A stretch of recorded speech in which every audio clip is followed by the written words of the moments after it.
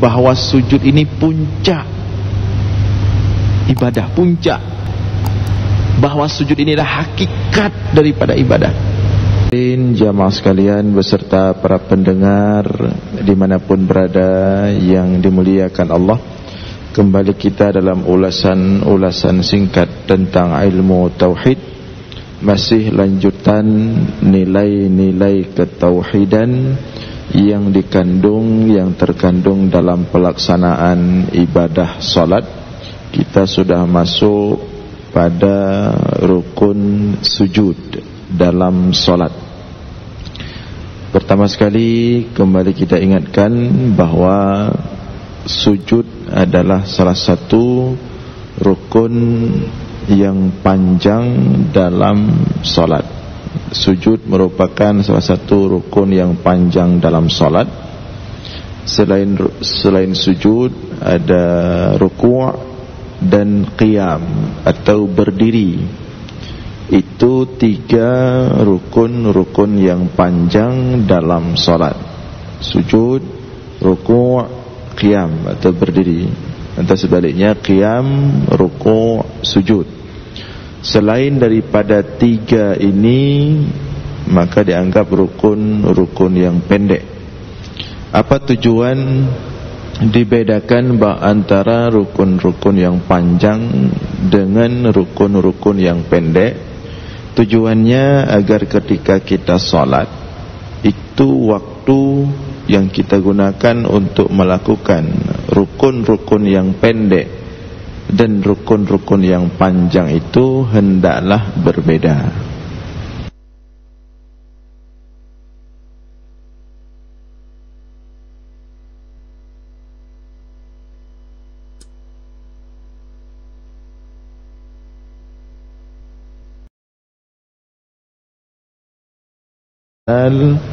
Duduk antara 2 sujud, itu mesti yang ketiga ini lebih panjang daripada yang lain. Lebih-lebih lagi kalau seseorang itu sebagai imam, dia misalnya bertugas sebagai imam, itu hendaklah diperhatikan.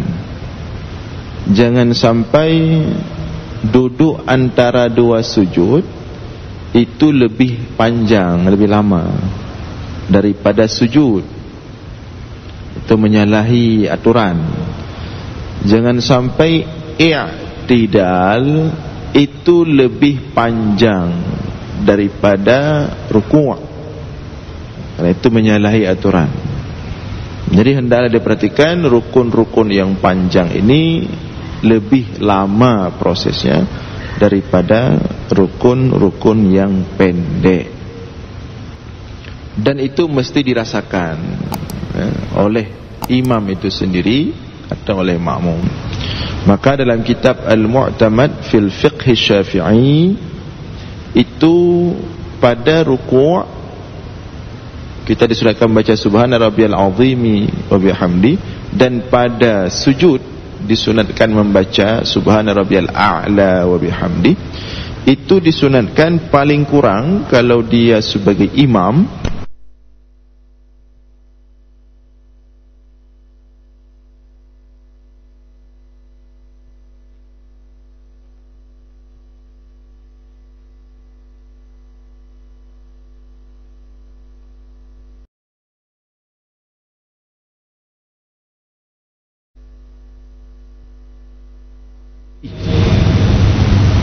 Demikian juga Subhana Rabbiyal A'la di sujud sampai belasan kali, bahkan disuruh memperbanyak doa.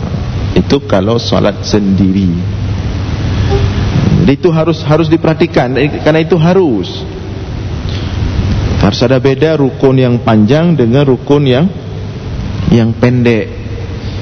Baik ketika salat sendiri, jadi harus lama sedikit jedanya. Bahkan kalau Rasulullah sallallahu alaihi wasallam, sebagaimana sudah kita sampaikan, rukuk dan sujudnya itu seperti orang meninggal, teglong, enggak gerak-gerak, duduk enggak gerak-gerak. Itu puluhan menit itu, bahkan mungkin jam. Sehingga Aisyah radhiyallahu taala anha sering kalau Rasulullah sedang tahajud, tiba-tiba Aisyah terbangun, Ummul Mukminin istri Rasulullah, memperhatikan sujud Rasulullah itu enggak gerak-gerak, sehingga timbul kekhawatiran, apakah masih hidup atau tidak ada lagi. Maka selalu dicukeh karena enggak gerak-gerak. Begitu lama dan begitu tegak tidak gerak-gerak ketika sujud dan rukuk itu lama sekali. Maka ini hendaklah diperhatikan oleh kita semua, baik yang solat sendiri-sendiri, lebih-lebih lagi yang bertindak sebagai imam. Kalau imam lebih sensitif lagi, harus lebih diperhatikan. Nah, ini tentang fikihnya, ya, tentang fikihnya. Kemudian kalau sujud itu diperhatikan beberapa bagian yang harus tersentuh dengan tempat sujud. Yang harus tersentuh dengan tempat sujud, kalau kita dalam mazhab Syafi'i, artinya kalau bagian itu tidak tersentuh dengan tempat sujud, sujudnya tidak sah. Yang pertama yang wajib tersentuh itu kepala, kening maksudnya. Itu wajib tersentuh dengan tempat sujud. Bagaimana persentuhannya? Persentuhannya itu harus betul-betul lantai itu tertimpa kening kita. Jadi jangan hanya cukeh dikit saja. Ini biasanya mohon maaf perempuan, karena persoalan mungkin make up, pesta, ada pesta make up sudah mahal-mahal dipakai. Jadi dia ketika sujud keningnya itu enggak ditimpakan ke lantai, tapi diusahakan jangan kena dikit-dikit aja. Tidak bisa ini. Bisa menyebabkan sujudnya tidak sah dan sehingga menyebabkan solat tidak sah. Harus tertimpa. Bagaimana bentuk tertimpa disebutkan dalam kitab Fathul Mu'in. Seandainya kita letakkan kapas,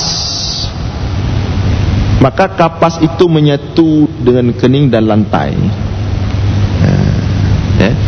Jangan sampai kapas tidak menyatu. Itu takaran untuk kening tertimpa dengan lantai. Namun juga tidak harus terlalu ditekan. Kenapa ya tegon tabi? Dan bekas kening itu dengan sujud agak lembam sedikit itu seperti itu, tidak ada urusan dengan sujud, tidak ada urusan dengan satu makna tertentu, tidak ada. Karena maksud Allah dalam Al-Quran, simahum fi wujuhihim min atharis sujud. Kata Allah, tanda mereka-mereka yang beriman itu terdapat tanda fi wujuhihim, di muka, di kening mereka, di muka mereka, fi wujuh, di muka mereka. Apa tanda? Min atharis sujud, tanda bekas sujud. Tidak ada satupun ahli tafsir, tidak ada satupun ulama yang mengatakan maksud bekas sujud itu adalah tanda yang lembam di sini. Tidak ada satupun. Tapi para ulama mengatakan bahwa maksud simahum, tanda bekas sujud itu adalah nur, cahaya, dau, cahaya. Yang kalau orang sudah ahli sujud, cahaya itu nampak dia. Siapa ahli sujud ini? Orang yang sujudnya itu sudah menjadi kebutuhan, baru dapat cahaya itu. Tapi kalau orang yang solatnya masih merasa terbeban, ada banyak sekali di antara kita yang masih terbeban. Mungkin orang ngomong juga seperti itu, yang sedang berbicara. Artinya solat itu masih terasa berat baju. Itu belum dapat cahaya itu. Tapi Tapi orang-orang yang memang salatnya itu sudah dia nikmati, sudah nikmat, menjadi kebutuhan dia. Tahajud itu sudah menjadi kenikmatan dia, itu baru dapat cahaya itu. Dan dia tidak mudah. Sampai ada ulama mengatakan sudah 20 tahun, 30 tahun lebih aku melakukan salat malam, tapi pada kali setelah 20 tahunnya baru aku mendapatkan cahaya pada wajah.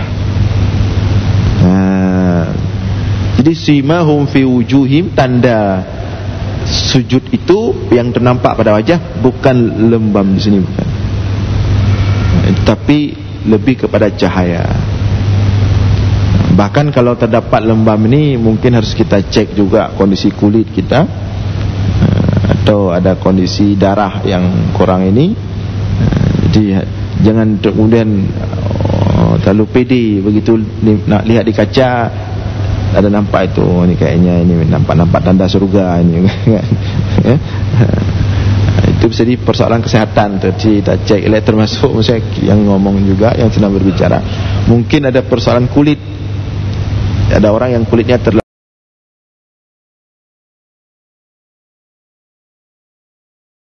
sensitif, ya.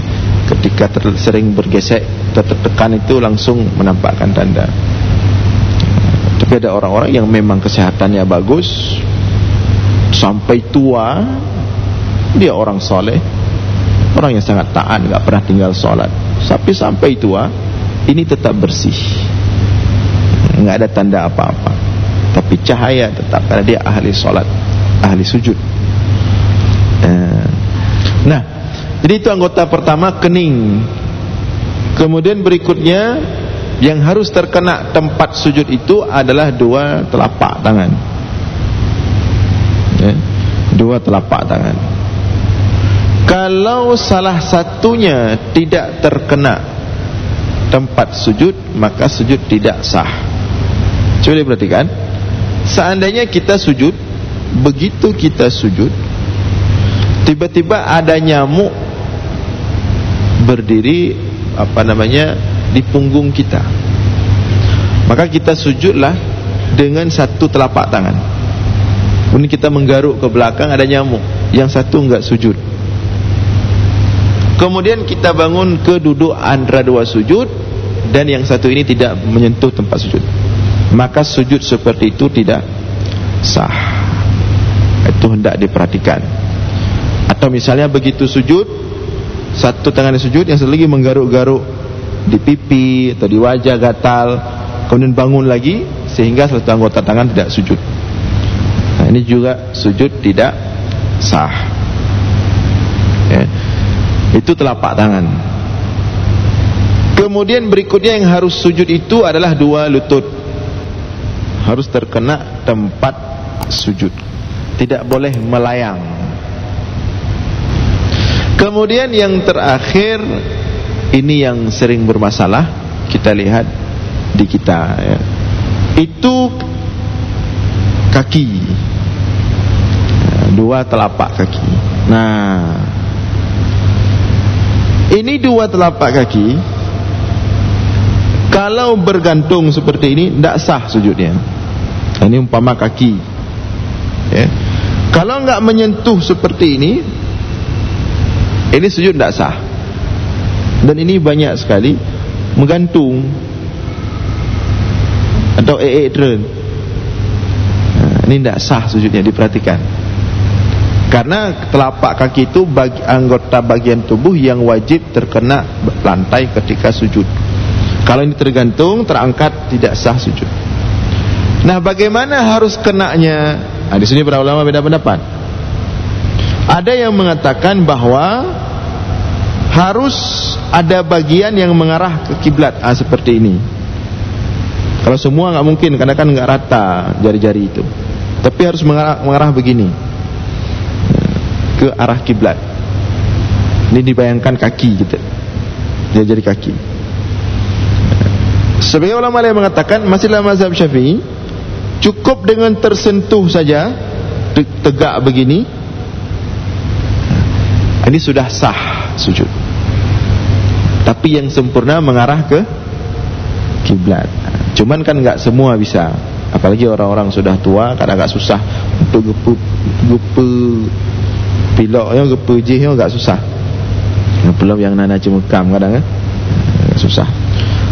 Maka paling kurang ini menyentuh tempat sujud. Itu untuk takaran sah sujud.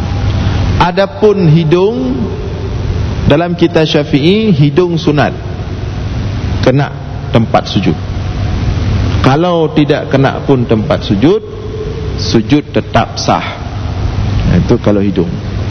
Namun ada pendapat yang lain yang mengatakan, seperti dalam mazhab Hanafi, hidung itu wajib menyentuh tempat sujud. Nah, hadirin sekalian yang dimuliakan oleh Allah, ini secara fikih ya, tentang sujud. Dan nanti kita akan membahas, karena ada yang mengusulkan sisi fikih disuruh bahas juga sedikit, perbedaan sujud dalam solat dengan sujud yang dilakukan di luar solat, seperti sujud tilawah, seperti tadi kita sujud tilawah, kemudian sujud syukur, juga akan kita bahas nantinya, sedikit demi sedikit, pelan-pelan. Nah, kemudian selanjutnya perlu diperhatikan bahwa sebagaimana kita sampaikan sebelumnya, bahwa sujud itu adalah puncak ketundukan seorang makhluk kepada sang penciptanya. Puncak ketundukan seorang makhluk kepada sang penciptanya itu sujud. Hakikat ibadah seorang makhluk kepada sang penciptanya itu sujud. Jadi sehebat apapun orang berbuat ibadah, kalau dia belum sujud, dia belum sampai ke puncak. Sehebat sebanyak apapun ibadah kebaikan seseorang, kalau dia enggak sujud, dia belum mendapatkan hakikat ketundukan kepada Allah. Jadi tidak ada arti banyak buat kebaikan kalau tidak sujud, tidak solat, itu tidak ada arti. Meskipun baik sekali kita, solat tetap wajib. Jadi tidak ada istilah kita kan yang penting baik hati dulu, banyak bantu orang, walaupun solat masih tinggal, walaupun belum, itu tidak bisa. Gimana? Memang harus solat dulu. Saking sujud itu adalah puncak ketundukan makhluk kepada sang penciptanya, saking sujud itu adalah hakikat ketundukan makhluk kepada sang penciptanya, sampai-sampai Allah mengatakan dalam Al-Quran, walillahi yasjudu man fis samawati wal ard taw'an wa karha wa dhilaluhum bil ghuduwi wal asal. Dan kepada Allah lah bersujud man fis samawati wal ard, semua yang ada di langit dan di bumi. Ya, kalau ibadah lain belum tentu, tapi kalau sujud harus. Dan semua makhluk melakukan sujud,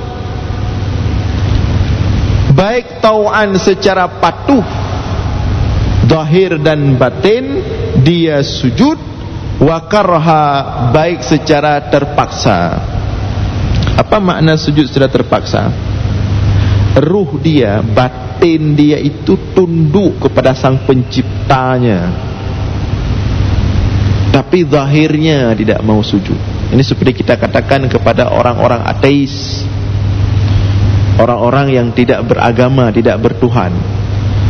Itu kalau kita tanya sama orang itu secara mendalam, Okey, anda tidak menerima ada Tuhan dengan logika ini, logika itu. Tapi coba periksa hati anda. Apakah anda serius tidak meyakini bahawa ada pencipta yang menciptakan alam ini semua? Ada kekuatan yang maha dahsyat, yang maha besar, di luar kekuatan kita semua. Itu hatinya mengakui. Dan itulah makna tunduk, makna sujud kepada sang pencipta semua. Sampai Allah katakan wa dhilaluhum, dan bayangan-bayangan mereka juga sujud. Cuman makna bayangan ini para ulama beda pendapat. Kalau Ibnu Ashur dalam tafsirnya mengatakan bayangan ini mereka yang berakal. Artinya baik mereka yang berakal maupun mereka yang tidak berakal. Sebagian lain mengatakan bukan akal tapi ruh. Baik mereka yang punya ruh maupun mereka yang tidak punya ruh, semua sujud kepada Allah. Kalau kita manusia kan ada ruh, kalau gunung kan mana ada ruh. Tapi semua sujud. Walillahi yasjudu man fis samawati wa man fil wal ard. Semua sujud kepada Allah. Apa yang ada di langit dan di bumi, baik secara patuh zahir dan batin, maupun yang sujud itu batinnya saja tapi zahirnya tidak mau sujud. Maka oleh karena itu, dengan kita mengetahui bahawa sujud ini puncak ibadah, puncak, bahawa sujud inilah hakikat daripada ibadah. Sampai-sampai syaitan itu yang paling dia takuti itu sujud. Syaitan itu kalau kita puasa dia biasa saja.